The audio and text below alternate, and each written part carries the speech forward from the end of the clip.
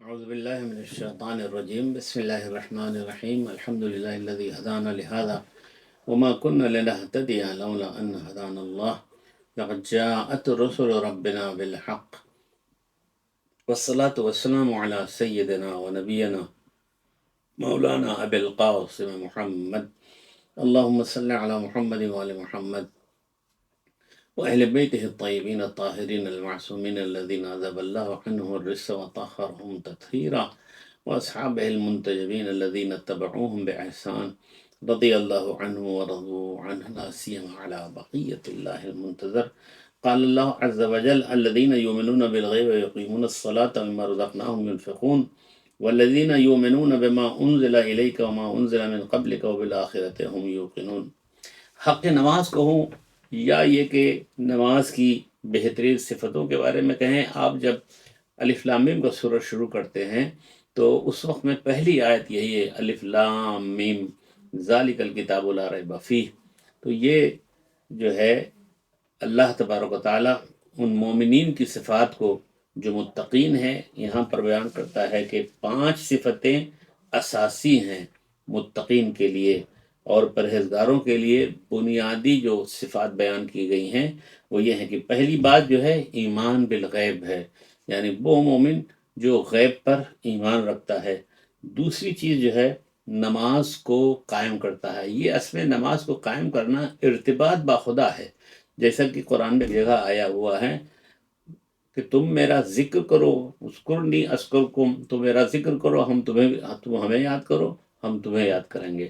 اور اس کے بعد یہ کہا گیا ہے کہ اگر ہمیں یاد کرنا چاہتے ہو تو نماز کو قائم کرو.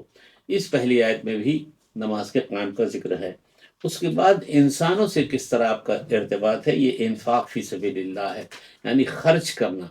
خرچ کرو گے یعنی مسکین کو دو گے، غریب کو دو گے، نادار کو دو گے، یتیم کو دو گے. اور اسی طرح جو ہے تمام انبیاء کے بارے میں ایمان لانا، یہ چوتھی صفت ہے. اور 5ویں صفت جو ہے قیامت پر ایمان لانا ہے. تو یہ وہ 5 صفتیں ہیں جو متقین کے لیے اور نمازیوں کے لیے ہے. امام کاظم علیہ السلام نے رسول خدا سے روایت کی ہے اور کہ حضرت علی صلی اللہ علیہ وسلم سے فرمایا کہ اے علی 7 چیزیں ایسی ہیں کہ اگر اس شخص میں ہو تو اس نے ایمان کی حقیقت کو درک کیا ہے. یعنی یہ 7 چیزیں اگر اس انسان میں ہوں تو 7 چیزیں وہ مومن کے لیے ایسی ہیں کہ اس نے ایمان کو درک کر لیا ہے اور تمام بہشت کے دروازے کھل جاتے ہیں. دیکھیے کیا چیزیں ہیں، جو کہ اپنے وضو کو صحیح طور سے مکمل کرتا ہے. یعنی نماز میں انسان صحیح طور سے وضو کو مکمل کرتا ہے تو اس کا مطلب یہ ہے کہ ایمان کی حقیقت کو وہ پا گیا. اس کے بعد کہتے ہیں دوسری چیز یہ ہے کہ اپنی نماز کو تمام آداب و احکام کے ساتھ جو کہ بیان کیے گئے ہیں تو مسائل میں یا علماء اخلاق نے بیان کیے ہیں تو وہ اس نماز کو اگر بجا لائے گا تو گویا ایمان کی حقیقت کو پایا ہے. تیسری چیز یہ ہے کہ وہ اپنے مال سے زکوٰۃ کو ادا کرے جو کچھ اس کے پاس ہے. اور یہ اشارہ زکوٰۃ اور خمس اسی میں آ جاتا ہے. زکوٰۃ میں فطرہ بھی آ جاتا ہے، زکوٰۃ میں صدقہ بھی آ جاتا ہے. یہ اس کی پوری تشریح ہے. اس کے بعد جو ہے کہ اللہ کے خشم اور غصے سے وہ نجات پاتا ہے.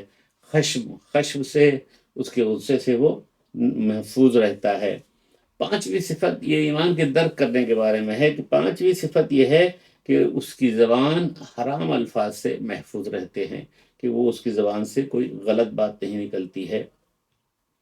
6ٹھی بات یہ ہے کہ جو کچھ اس نے گناہ کو اس نے انجام دیا ہے اور جب وہ استغفار کر کے توبہ کرے گا تو وہ بخش دیا جائے گا. 7ویں چیز اہل بیت کا خیر خواہ ہو، یعنی اہل بیت کا چاہنے والا ہو. تو یہ صفتیں جو ہیں پیغمبر اسلام نے حضرت علی سے فرمایا کہ جس شخص میں، جس مومن میں یہ 7 چیزیں ہوں گی گویا اس نے ایمان کے حقیقت کو حاصل کیا ہے اور بہشت کے دروازے اس کے لیے کھل جائیں گے. دیکھیے ایک بات کا خیال رکھیے کہ ان حدیث کو سننے کے بعد ہمیں واقعی نماز کو بہتر سے بہتر کرنا چاہیے. اسی طرح روزے کو بہتر سے بہتر کرنا چاہیے. امام صادق علیہ السلام نے فرمایا کہ حضرت لقمان نے جو اپنے بیٹے کو نصیحت کی ہے ان نصیحت میں سے بعض چیزیں ہیں جو ہمارے لیے بہت مفید ہیں. اور توجہ کیجیے گا کہ اس میں آپ نے فرمایا کہ 3 چیزیں علامت ہیں مومن کے لیے، ایک علم، دوسرے ایمان، اور تیسرے عمل کرنا ایمان کے اوپر ہے۔ اس کے بعد فرمایا کہ جو شخص دیندار ہوگا اس کی 3 علامتیں ہیں، پہلی علامت نماز ہے، دوسرے روزہ ہے، اور تیسرے زکوٰۃ ہے۔ تو گویا اللہ تبارک و تعالیٰ جو ہے وہ چاہتا ہے کہ نماز کو زکوٰۃ کے ساتھ، نماز کو روزے کے ساتھ، ان تمام آداب اور احکام کے ساتھ بجائے لایا جانا چاہیے۔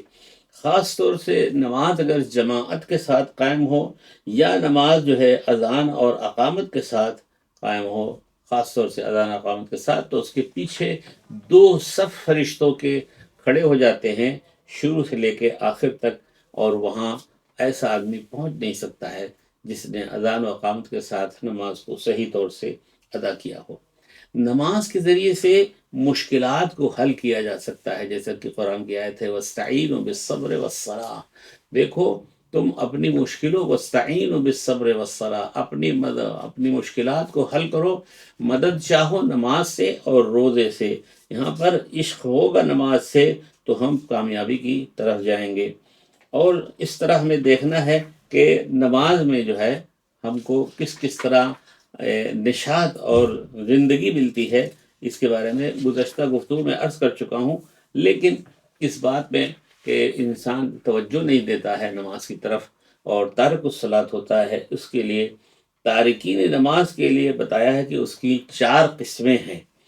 ایک تو انسان یہ ہے کہ نماز کو ترک کرتا ہے، انکار کرتا ہے، تو اس کا شمار اگر واجبات دین سے ہے اور پھر وہ انکار کرتا ہے تو پھر کافر ہے۔ ظاہر ہے کہ ایک انسان نماز واجب ہے اور نماز واجب ہونے کے ساتھ ساتھ ظاہر ہے کہ اس کا انکار کرنے والا کافر ہوگا۔ دوسری بات یہ ہے کہ نماز کو سہلنگاری یعنی کاہلی میں اور بے توجہی کے ساتھ رکھتا ہے، اس قسم کا آدمی بھی جو ہے ترک نماز میں مرتکب والوں میں شمار ہوتا ہے۔ اسی طرح کسی وقت میں نماز جو ہے اصل وقت میں آدمی نہیں پڑھتا ہے، اس کو بعد میں ٹالتا جاتا ہے، تو ایسے انسان کا عمل قبول نہیں ہوتا ہے۔ اور اسی طرح جو واجبات نماز ہیں اس میں جو اس کی واجب چیزیں ہیں وہ بھی چھوڑ جاتا ہے۔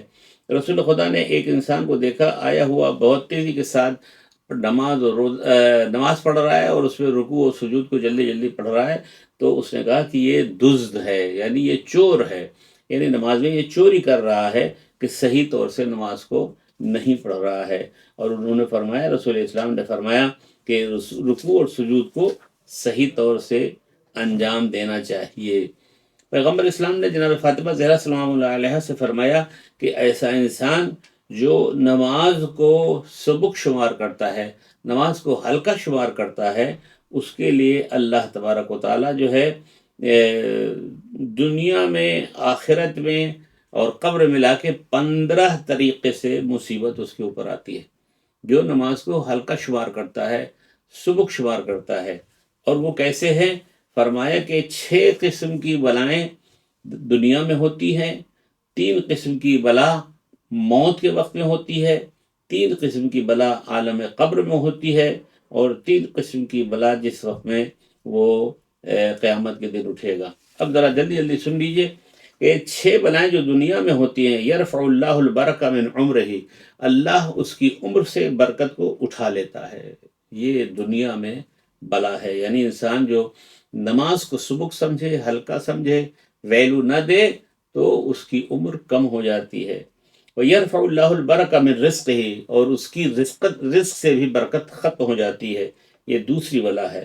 وَيَمْحُ اللَّهُ عَزَّ وَجَلَّ سِيمَاءَ الصَّالِحِينَ مِنْ وَجْهِهِ، تیسری بات جو بلا ہے کہ اللہ اس کے چہرے پر جو نور دینا چاہتا ہے، وہ نور صالحین والا اس کے چہرے سے ختم ہو جاتی ہے۔ یعنی نماز آپ اگر شرائط کے ساتھ پڑھیں اور اہمیت دے کے اول وقت پڑھیں تو یہ بات نہیں ہوگی، لیکن اس کو سبک شمار کریں گے تو آپ کے چہرے سے وہ نور ختم ہو جائے گا۔ وَكُلُّ عَمَلٍ يَعْمَلُهُ لَا يُؤْجَرْ عَلَيْهِ، کہتے ہیں کہ یہ انسان جو نماز کو ہلکا سمجھتا ہے، دنیا میں جو بلا آتی ہے اس میں چوتھی چیز یہ ہے کہ جس عمل کو اس نے انجام دیا ہے اس لیے کہ نماز کی قبولیت والی بات جب ہو رہی کہ جس کام کو اس نے انجام دیا ہے اور اس کے اوپر اس کو کوئی بھی اجر نہیں ملے گا، کل عمل یعمل، جو بھی عمل کیا ہے اس کا کوئی اجر نہیں ہوگا، ولا یرتفع دعاہ الی السماء، اور اس کی دعائیں آسمان کی طرف نہیں جاتی ہیں، یہ پانچویں بلا ہے۔ اور چھٹی بلا جو ہے لیس لہ حظ فی دعاء الصالحین، کہ صالحین اور نیک لوگوں میں اس کی اس کا کوئی بھی حصہ نہیں ہوتا۔ یہ تو ہو گئی 6 بلائیں دنیا والی۔ اب 3 بلائیں سنیے، جب انسان کی جان نکلتی، جان کنی کا عالم ہوتا ہے، تو کہتے ہیں انہ یموت ذلیلا، کہ وہ انسان ذلیل ہو کے مرتا ہے۔ دوسرے یموت جائعا، وہ جان کنی کا عالم ہے کہ ذلیل مرتا ہے، دوسرے کہ بھوکا مرتا ہے۔ یموت عطشان فلو سقیا من انہار الدنیا لم یرو عطشو، کہتے ہیں، اور تیسرے وہ پیاسا مرتا ہے، چاہے دنیا بھر کے تمام نہریں اس کو پانی پلا دی جائیں لیکن وہ پیاسا۔ دیکھیے یہ بڑی عجیب بات ہے کہ 6 بلائیں دنیا والی آپ نے سنی، اور 3 بلائیں موت کے وقت میں، کہ ذلیل مرے گا، بھوکا مرے گا، پیاسا مرے گا۔ اب آئیے قبر والی، جس وقت اس کو قبر میں اتارا جائے، اللہ ہم لوگوں کو محفوظ رکھے۔ یوکل اللہ بہ ملکا یزعجہ فی قبرہ، کہتے ہیں کہ قبر میں 3 قسم کی بلا ہوگی۔ جو نماز کو ہلکا سمجھتا ہے کہ خداوند عالم ایک ملک کو مقرب کرے گا جو اس کو ہر وقت پریشان کرتا رہے گا، اس کو عاجز کرتا رہے گا، اس کو پریشان کرے گا۔ دوسری صفت یضیق علیہ قبرہ، اور اس کی قبر جو ہے تنگ ہو جائے گی، تکون ظلمت فی قبرہ، اور اس کی قبر میں تاریکی ہی تاریکی ہوگی۔ یہ ہو گئی قبر کی بات۔ اب 3 بات جو قیامت میں دامنگیر ہوگی، ان یوکل اللہ بہ ملکا یسحبہ علی وجہہ، قیامت کے دن اس پر ایک ملک ہوگا جو اس کے چہرے سے پکڑ کر کے اس کو گھسیٹے گا، یعنی وہ چہرہ، سر کہہ لیجیے، چہرے سے پکڑ کر کے اس کو گھسیٹے گا۔ یہ وہ انسان ہے جس نے نماز کو ہلکا سمجھا ہے۔ یحاسب حسابا شدیدا، اور اس کا حساب قیامت کے دن شدت کے ساتھ ہوگا، شدید حساب ہوگا۔ تیسری صفت جو ہے اس انسان کی، لا ينظر اللہ الیہ ولا یزکی ولہ عذاب علیم، کہ خدا بند متعال اس کی طرف بالکل نہیں دیکھے گا، چاہے جتنا وہ پاک کیا جائے، اور اس کے لیے عذاب علیم ہوگا۔ اللہ تبارک و تعالیٰ کی بارگاہ میں دست بدعا ہوں کہ ہم لوگوں کو صحیح طور سے نماز پڑھنے کی توفیق ہو، اول وقت نماز پڑھنے کی توفیق ہو، جماعت کے ساتھ نماز پڑھنے کی توفیق ہو، اور نماز کی اہمیت دیں۔ وآخر دعوانا ان الحمد للہ رب العالمین، والسلام علیکم ورحمۃ اللہ وبرکاتہ۔